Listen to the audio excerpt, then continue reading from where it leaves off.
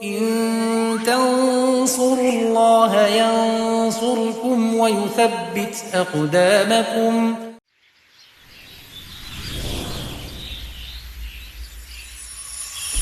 Kisah Muslim, kisah penggugah jiwa.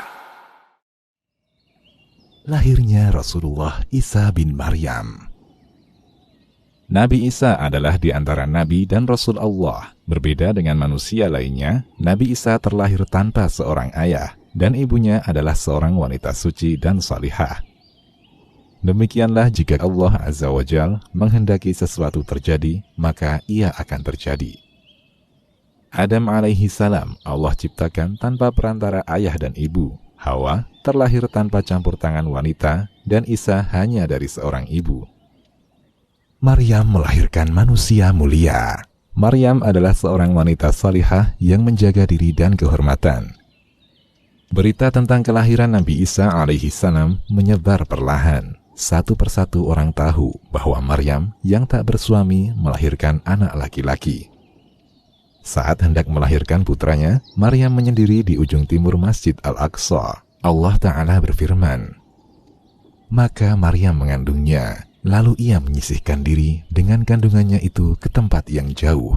Quran Surat Maryam ayat 22.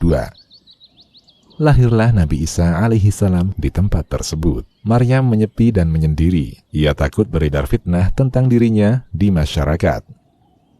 Tentu mereka akan bertanya, dari mana ia peroleh anak itu? Mana suamimu? Apakah dia berzina? Siapakah bapaknya? Dan tuduhan lainnya.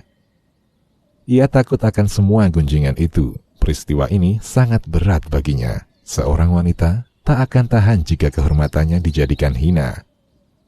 Maryam adalah wanita siddiqah, ahli ibadah. Ia mengabdikan diri di tempat yang suci, di tanah yang mulia dan kudus. Disebutkan, keluarganya pun menanyakan tentang putranya, tentang Isa bin Maryam. Mereka bertanya, apakah bisa tanaman tumbuh tanpa benih? Bisa. Siapakah yang pertama menciptakan tanaman? Jawab Maryam. Mereka kembali bertanya, bisakah pohon tumbuh tanpa air? Bisa. Siapa yang menciptakan pohon pertama kali? Jawab Maryam. Mereka bertanya lagi untuk yang ketiga kali, bisakah seorang anak lahir tanpa seorang ayah? Maryam menjawab, bisa. Sesungguhnya Allah menciptakan Adam tanpa ayah dan ibu. Mereka pun diam. Keluarga Maryam adalah orang yang mencintai dan mengenalnya. Mereka pun tetap mempertanyakan. Timbul sebersit rasa di hati mereka. Lalu, bagaimana pula dengan orang-orang yang jauh? Orang-orang fasik, apa yang akan mereka katakan? Manusia dalam keadaan Nabi Isa ini terbagi menjadi tiga. Pertama, orang-orang Yahudi. Mereka menuduhnya sebagai anak zina. Karena menurut mereka, Maryam berzina dengan Yusuf An-Najjar. Kedua, orang-orang Nasrani. Mereka menganggap Isa sebagai anak Allah dan Maha Suci Allah dari yang demikian. Ketiga, orang-orang Islam. Mereka memuliakan Nabi Isa sebagai seorang nabi dan rasul. Namun tidak berlebih-lebihan terhadapnya dengan mengimaninya sebagai hamba Allah.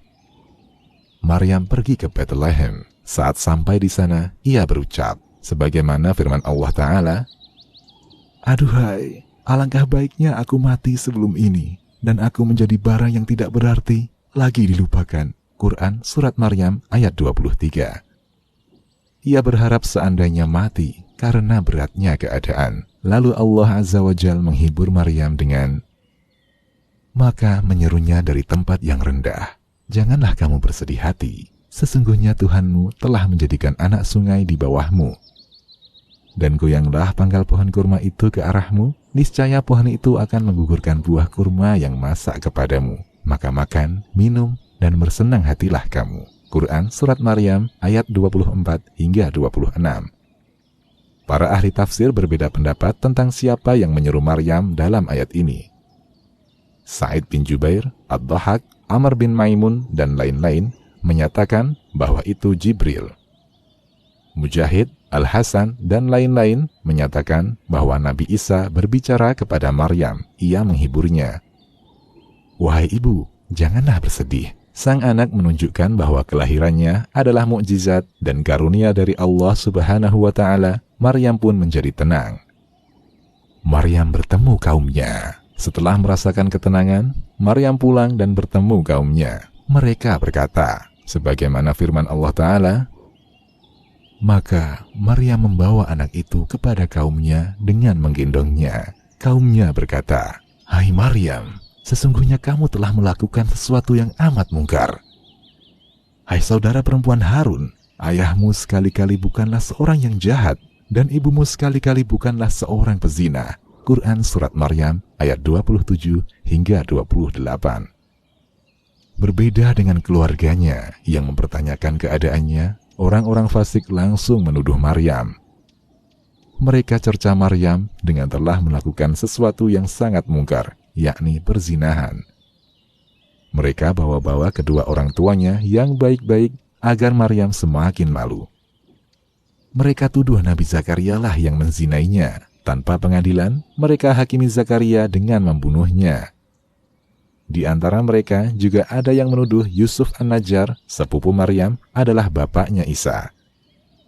Isa, bayi yang penuh berkah. Maryam mengetahui anaknya mampu berbicara dan bersaksi untuk mereka. Ia pun mengatakan, sebagaimana Allah firmankan, maka Maryam menunjuk kepada anaknya. Mereka berkata, bagaimana kami akan berbicara dengan anak kecil yang masih di dalam ayunan? Quran Surat Maryam ayat 29. Isa memberikan jawaban dan persaksian membantah tuduhan keji yang dilemparkan kepada ibunya. Berkata Isa, sesungguhnya aku ini hamba Allah. Dia memberiku Alkitab Injil dan dia menjadikan aku seorang nabi. Quran Surat Maryam ayat 30. Kalimat pertama dari lisan Isa menegaskan bahwa dia adalah hamba Allah Subhanahu wa Ta'ala, bukan anak Tuhan, sekaligus juga membantah tuduhan kaumnya terhadap ibunya. Ia membantah orang yang mengatakannya anak Allah atau anak zina. Dan dia menjadikan aku seorang yang diberkati di mana saja aku berada, dan dia memerintahkan kepadaku untuk mendirikan salat dan menunaikan zakat selama aku hidup dan berbakti kepada ibuku. Dan dia tidak menjadikan aku seorang yang sombong lagi celaka, dan kesejahteraan semoga dilimpahkan kepadaku pada hari aku dilahirkan, pada hari aku meninggal, dan pada hari aku dibangkitkan hidup kembali. Quran Surat Maryam ayat 31 hingga 33. Kami tutup kisah ini dengan penjelasan Al-Quran tentang Nabi Isa alaihi salam. Itulah Isa putra Maryam yang mengatakan perkataan yang benar, yang mereka berbantah-bantahan tentang kebenarannya. Tidak layak bagi Allah mempunyai anak. Maha suci Dia. Apabila Dia telah menetapkan sesuatu, maka Dia hanya berkata kepadanya, jadilah, maka jadilah ia. Quran Surat Maryam ayat 34 hingga 35. Demikian, Allahu a'lam.